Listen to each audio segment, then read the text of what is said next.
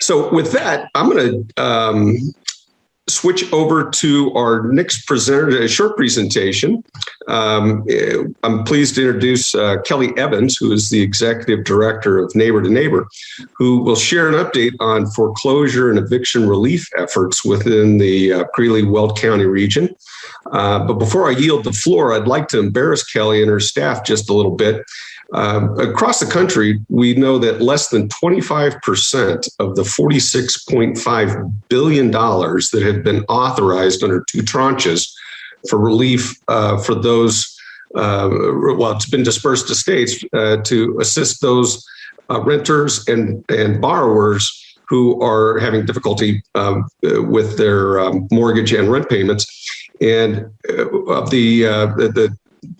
again, only 25% of that 46.5 has been dispersed. And so now there are states that are faced with returning money back to the Treasury while borrowers and renters sit helplessly on the waiting list. And I'm glad to report that no such problem here.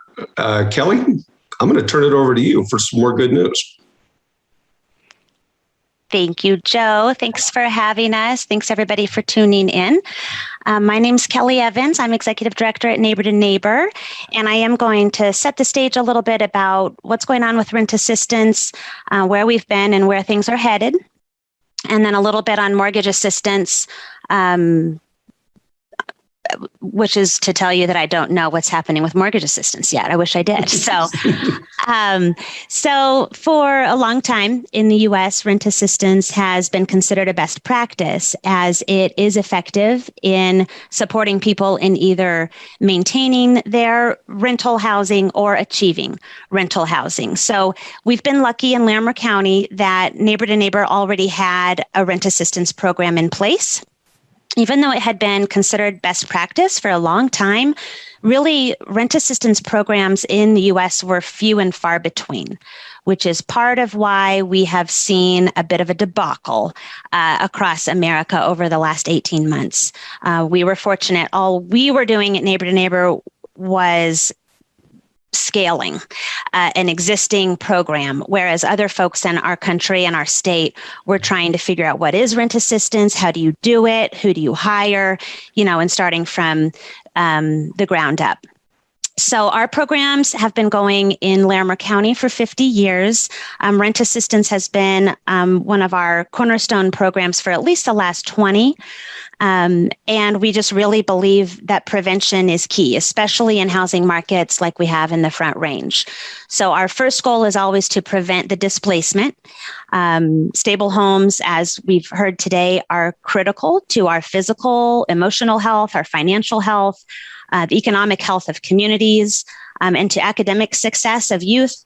The list kind of goes on around how housing is really the foundation for stability in our lives, upon which we can build and meet our goals and really thrive. So we really view rent assistance programming as economic stimulus because we are supporting employees who are renters as well as landlords. A lot of money, thankfully, has gone out to support our economy through this program. I'm going to tell you a little bit about that.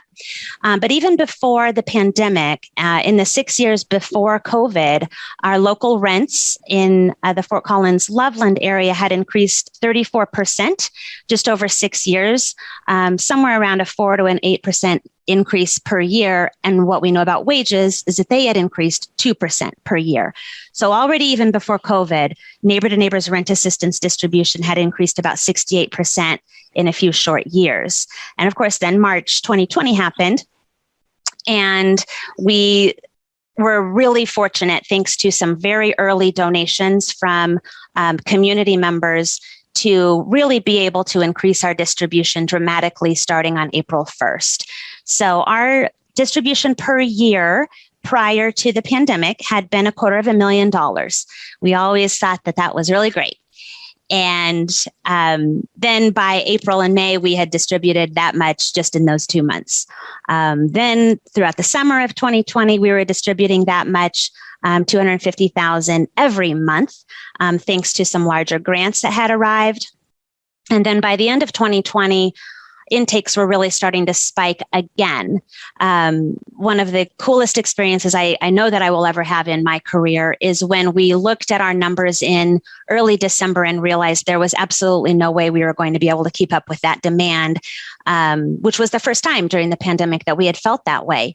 And some community volunteers and partner organizations stepped up. They worked with us as volunteers to distribute about $300,000 in private donations in 2 weeks right before the holidays. And our staff's efforts combined with these volunteers' efforts prevented an additional 175 on top of the about 500 that Neighbor to Neighbor staff had prevented just in December. So really a long process of scaling constantly. These days, we thankfully have had some pretty significant grants filtering through City of Loveland, City of Fort Collins, Larimer County, and the state of Colorado, to name the main government partners. But some of our corporate partners really kept things going for us in those early months. So today, we are the ERAP provider for Larimer County. We are distributing about $1.5 million per month. That's going to about 400 to 500 households each month. And we are no longer including Weld County in our service area for rent assistance because Weld County now has ERAP funding. So they're taking care of Weld residents and we're taking care of Larimer. Our annual distribution is up around $15 million per year right now. And I would have thought, like most people, that this would have slowed well before now, but it isn't slowing at all. And in fact, since the eviction moratorium lifted a month or so ago, we are seeing that spike again. So we're constantly hiring. If anyone knows someone who likes to provide direct assistance and has some case management experience under their belt, let us know. We are also considering a much larger role in statewide distribution. So I'm just putting that out because you all are chamber people and maybe you've done some significant scaling of businesses. So that's my unabashed plea to call me and talk to me about this before I make a huge mistake. So with mortgage assistance, we are going to be one of the 5 organizations in the state of Colorado piloting the state mortgage assistance program, but we don't know when that will launch yet. So stay tuned. We'll be looking forward to being able to assist people with their mortgage needs. We currently are a foreclosure prevention housing counseling organization. So that service is still live and people can reach out to us at end2end.org for that. One question I thought I might preemptively answer is, why are people still applying for rent assistance? Why don't they go get a restaurant job or many of the jobs that are available right now? And what we are hearing is largely a lot of people have jobs coming. They're lined up, they have already started, but they haven't earned much, or maybe they haven't received their first paycheck yet. And their balances from being underemployed or unemployed for an extended period of time are huge. So these checks that we are mailing to landlords are very large. And these balances, if it were not for these programs, residents would not be able to overcome this debt for tens of years, 20 years, if ever. So that's one of the main reasons people are still reaching out, are significant balances owed.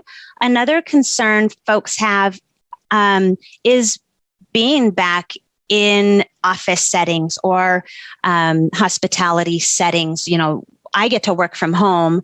Many of you might get to work from home. Many service industry or hospitality or housekeeping types of jobs are not work from home.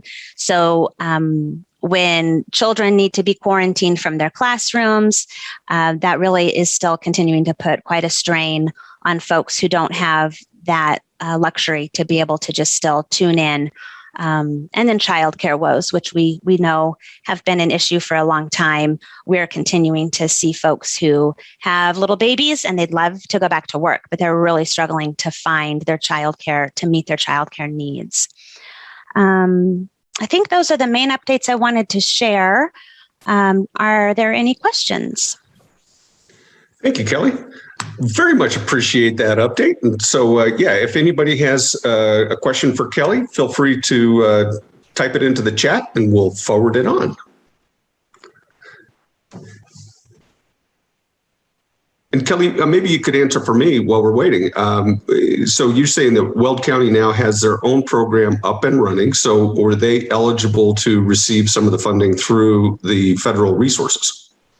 Yes, they have the same funding that we have right now, which is ERAP, Emergency Rental Assistance Program.